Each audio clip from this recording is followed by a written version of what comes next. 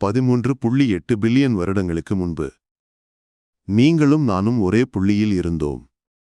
எல்லா நட்சத்திரங்களும், எல்லா கேலக்சிகளும், எல்லா கிரகங்களும், எல்லா உயிர்களும் ஒரே ஒரு புள்ளியில். அந்த புள்ளியில் பிரிவு என்பதே இல்லை. நீயும் நானும் ஒன்று, எல்லாமே ஒன்று. பிரிவு இல்லாத இடத்தில் என்ன இருக்கும்? அன்பு மட்டுமே. அந்த புள்ளிக்கு பெயர் சிங்குலாரிட்டி, தமிழில் ஒருமை புள்ளி. இதுதான் பூஜ்ய பரிமாணம், எல்லாவற்றின் தொடக்கம், அன்பின் ஊற்று. வணக்கம். குவாண்டம் சித்தர் சேனலுக்கு வரவேற்கிறோம். பழங்கால சித்தர் ஞானமும் நவீன விஞ்ஞானமும் எங்கே சந்திக்கின்றன? அதை ஆராய்வதுதான் இந்த சேனலின் நோக்கம். இன்று நாம் பூஜ்ய பரிமாணத்தின் ஆழமான ரகசியங்களை அறியப் போகிறோம். பூஜ்ய பரிமாணம் என்றால் என்ன? ஒரு புள்ளி, அவ்வளவுதான். இந்த புள்ளிக்கு நீளம் இல்லை, அகலம் இல்லை, உயரம் இல்லை. இடம் மட்டுமே இருக்கிறது. ஒரு பொசிஷன், ஒரு இருப்பிடம், அவ்வளவுதான். இப்போது கற்பனை செய்யுங்கள். நீங்கள் இந்த புள்ளியில் வாழ வேண்டும். இந்த புள்ளிதான் உங்கள் வீடு, உங்கள் தெரு, உங்கள் நாடு, முழு பிரபஞ்சம். எல்லாமே ஒரே புள்ளி. உங்கள் உடல் இருக்கிறதா? இல்லை. உடலுக்கு உயரம், அகலம், ஆழம் தேவை. பூஜ்ய பரிமாணத்தில் எதுவுமே இல்லை. நகர முடியுமா? நகர்வதற்கு ஒரு திசை தேவை. ஆனால் பூஜ்ய பரிமாணத்தில் திசையே இல்லை. முன்னால், பின்னால், பக்கவாட்டு, மேலே, கீழே எதுவும் இல்லை. என்ன செய்யலாம்? இருக்கலாம். அவ்வளவுதான். வெறும் இருப்பு, தூய விழிப்புணர்வு. இது வெறும் கற்பனை அல்ல. பிக் பேங்க்கு முன்பு என்ன இருந்தது தெரியுமா? முழு பிரபஞ்சமும் ஒரே ஒரு புள்ளியில் இருந்தது. விஞ்ஞானிகள் இதை சிங்குலாரிட்டி என்கிறார்கள். இந்த புள்ளியின் அடர்த்தி முடிவிலி, இன்ஃபினிட் டென்சிட்டி, கன அளவு 0, 0 வால்யூம். நினைத்து பாருங்கள். எல்லா நட்சத்திரங்களும் அந்த புள்ளியில் இருந்தன. கோடிக்கணக்கான கேலக்சிகள் அந்த புள்ளியில் இருந்தன. நீங்களும் நானும் அந்த புள்ளியில் இருந்தோம். அப்போது பிரிவு என்பதே இல்லை. நீ வேறு, நான் வேறு என்ற எண்ணமே இல்லை. எல்லாம் ஒன்று, எல்லாம் அன்பு. பிறகு என்ன நடந்தது? பேங். அந்த புள்ளி விரிந்தது, வெளி உருவானது, காலம் ஆரம்பித்தது, பரிமாணங்கள் பிறந்தன. ஆனால் நினைவில் வையுங்கள், நாம் எல்லோரும் அந்த ஒரு புள்ளியின் வாரிசுகள். பிக் பேங் மட்டுமல்ல, பூஜ்ய பரிமாணம் இன்றும் இருக்கிறது. எங்கே தெரியுமா? கருந்துளையின் மையத்தில். ஒவ்வொரு பிளாக் ஹோலின் மையத்திலும் ஒரு சிங்குலாரிட்டி இருக்கிறது. அங்கே எல்லா பொருளும் ஒரே புள்ளியாக சுருங்குகிறது. ஸ்டீஃபன் ஹாக்கிங் மற்றும் ரோஜர் பென்ரோஸ் இதை கணித ரீதியாக நிரூபித்தார்கள். யோசித்து பாருங்கள். பிளாக் ஹோல் எல்லாவற்றையும் தன்னுள் இழுக்கிறது, எல்லாவற்றையும் ஒன்றாக்குகிறது. இது அன்பின் காஸ்மிக் வடிவம். எல்லா பிரிவுகளையும் அழித்து ஒன்றாக்குவது. விஞ்ஞானம் ஒரு ஆச்சரியமான உண்மையை சொல்கிறது. பிரபஞ்சத்தில் அளவிட முடிந்த மிகச்சிறிய நீளம் பிளாங்க் லெங்த். இது 10⁻35 மீட்டர். ஒரு புரோட்டானை விட பில்லியன் மடங்கு சிறியது. இந்த அளவுக்கு கீழே போனால் என்ன நடக்கும்? நமது பிசிக்ஸ் வேலை செய்யாது. ஸ்பேஸ் மற்றும் டைம் என்ற கருத்துக்களே அர்த்தமற்றவை ஆகிவிடும். இது பூஜ்ய பரிமாணத்திற்கு மிக அருகில் உள்ள புள்ளி. இன்னும் ஒரு ஆச்சரியம். எலக்ட்ரான் என்ன வடிவம் தெரியுமா? ஸ்டாண்டர்ட் மாடல் ஆஃப் பிசிக்ஸ் சொல்கிறது, எலக்ட்ரான் ஒரு டைமென்ஷன்லெஸ், பரிமாணமே இல்லாத புள்ளி. உங்கள் உடலில் கோடிக்கணக்கான ஆட்டம்கள் உள்ளன. ஒவ்வொரு ஆட்டமிலும் எலக்ட்ரான்கள் உள்ளன. ஒவ்வொரு எலக்ட்ரானும் ஒரு பூஜ்ய பரிமாண புள்ளி. நீங்கள் பூஜ்ய பரிமாண புள்ளிகளால் ஆனவர்கள். இந்த உண்மையை சித்தர்கள் 1000 வருடங்களுக்கு முன்பே அறிந்திருந்தார்கள். அவர்கள் இதை பிந்து என்றார்கள். பிந்து, புனிதமான புள்ளி. திருமூலர் திருமந்திரத்தில் சொல்கிறார். சிவம் முதலில், பின்பு 3, பின்பு 5. பிந்துவும் நாதமும் சேர்ந்து 9.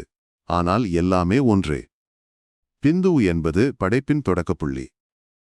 ஸ்ரீ யந்திரத்தை பார்த்திருக்கிறீர்களா? அதன் மையத்தில் ஒரு புள்ளி இருக்கிறது. அந்த புள்ளிதான் பிந்து. எல்லா முக்கோணங்களும் அந்த புள்ளியிலிருந்து வெளிவருகின்றன. முழு பிரபஞ்சமும் ஒரு புள்ளியில்.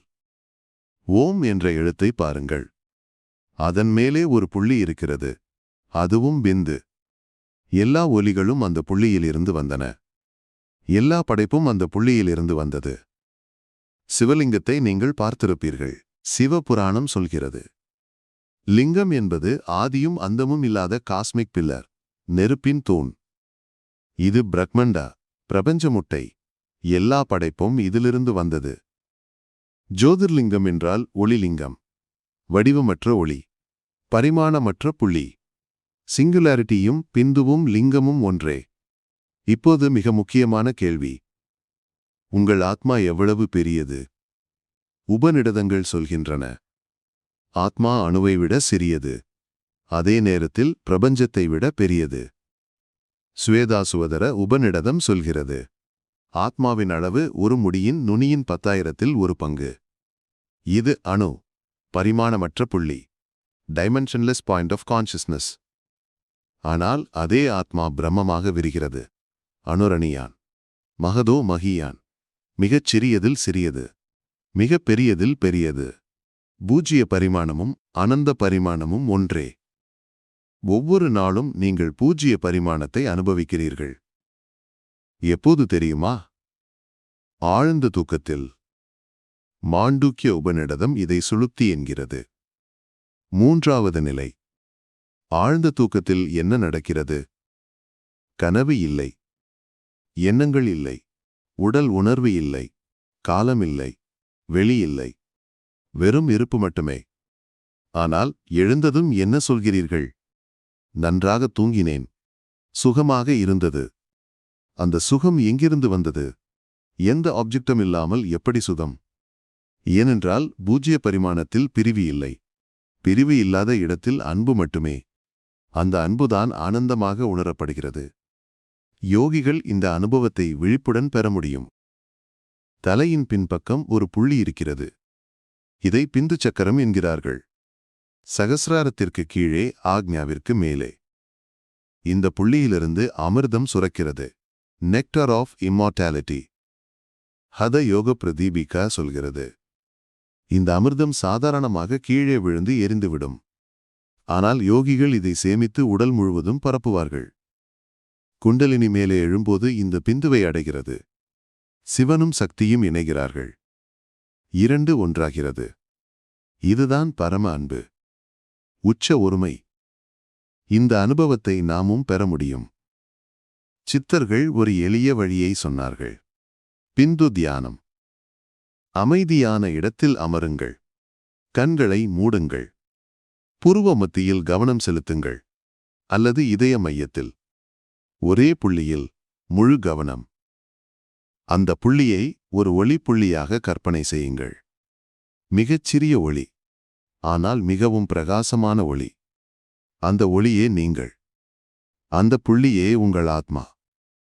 மெல்ல மெல்ல எண்ணங்கள் குறையும், உடல் உணர்வு மறையும், காலமும் வெளியும் மறையும். என்ன மிஞ்சும்? வெறும் இருப்பு, தூய விழிப்புணர்வு, தூய அன்பு. இதைத்தான் சமாதி என்றார்கள். எல்லா பரிமாணங்களையும் கடந்த நிலை. சிங்குலாரிட்டிக்கு திரும்புவது, மூலத்திற்கு திரும்புவது. இப்போது மிக முக்கியமான உண்மை. பூஜ்ய பரிமாணத்தில் என்ன இருக்கிறது? பிரிவு இல்லை. நீயும் நானும் ஒன்று. எல்லாமே ஒன்று. பிரிவு இல்லாத இடத்தில் என்ன இருக்கும்? அன்பு மட்டுமே. ஒதிந்தி, எல்லா சண்டைகளும் பிரிவினால் வருகின்றன. நான் வேறு நீ வேறு என்ற மாயையால் வருகின்றன. ஆனால் பிக்பேங் சொல்கிறது நாம் ஒரே புள்ளியில் இருந்து வந்தவர்கள். விஞ்ஞானம் சொல்கிறது நாம் ஒன்று. சித்தர்கள் சொல்கிறார்கள் நாம் ஒன்று. அந்த ஒருமையை உணர்வதுதான் அன்பு. அன்பே சிவம், அன்பே பிந்து, அன்பே ஆதி, அன்பே அந்தம். பூஜ்ய பரிமாணம் அன்பின் வடிவம். நாம் அன்பிலிருந்து வந்தோம், அன்புக்கே திரும்புவோம். இன்று நாம் என்ன கற்றோம்? பூஜ்ய பரிமாணம் ஒரு புள்ளி. பிக் பேங்க்கு முன்பு எல்லாம் இந்த புள்ளியில் இருந்தது. பிளாக் ஹோல் மையத்தில் இன்றும் இருக்கிறது. பிளாங்க் லெங்தல் பிசிக்ஸ் முடிகிறது. எலக்ட்ரான் ஒரு டைமென்ஷன்லெஸ் பாயிண்ட். உங்கள் ஆத்மாவும் பரிமாணமற்ற புள்ளியே. சித்தர்கள் இதை பிந்து என்றார்கள். ஸ்ரீ யந்திரத்தில், ஓம்காரத்தில், லிங்கத்தில் இதை காட்டினார்கள். ஆழ்ந்த தூக்கத்தில், தியானத்தில் இந்த புள்ளிக்கு திரும்புகிறோம். பூஜ்ய பரிமாணம் ஒரு உண்மையை நினைவூட்டுகிறது. நாம் எல்லோரும் ஒன்று. பிரிவு மாயை, ஒருமையே உண்மை. அன்பே வழி. இந்த வீடியோ உங்களுக்கு பயனுள்ளதாக இருந்தால் குவாண்டம் சித்தர் சேனலை சப்ஸ்கிரைப் செய்யுங்கள். மணி அடையாளத்தை அழுத்துங்கள். உங்கள் அனுபவங்களை கமெண்டில் பகிருங்கள். அடுத்த வீடியோவில் ஒரு பரிமாணம், கோடு, முன்னும் பின்னும் மட்டுமே நகர முடியும். 2 பேர் சந்தித்தால் என்ன நடக்கும்? ஆச்சரியமான விஷயம் காத்திருக்கிறது. நன்றி. வணக்கம்.